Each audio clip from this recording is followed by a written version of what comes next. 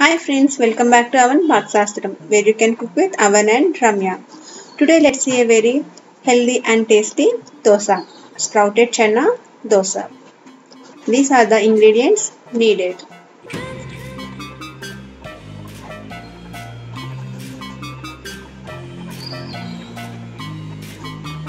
Firstly, add 1 cup of Channa and wash them thoroughly and soak them overnight.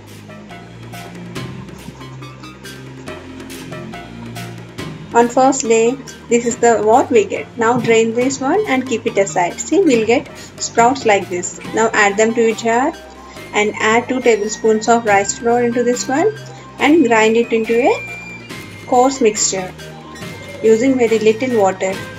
Now to this one add some salt, 2 tablespoons of grated ginger, 1 chopped onion, half cup grated carrot, roasted jeera and some coriander. Mix them really well.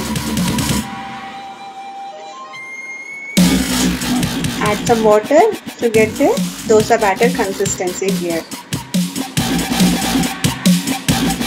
See, this is how you have to have the consistency. It should not be very thin nor thick. It should be just correct. Now heat a iron tawa. Once it is hot, pour the batter.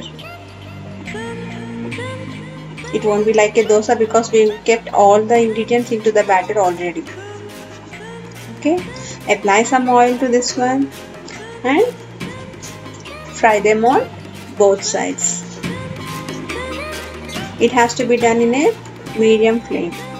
See, a very nutritious, highly delicious sprouted Channa Dosa is ready in no time. You all say sprouts are very good for health, right? If you like this recipe, please like, share, comment and subscribe to our channel. Thanks for watching.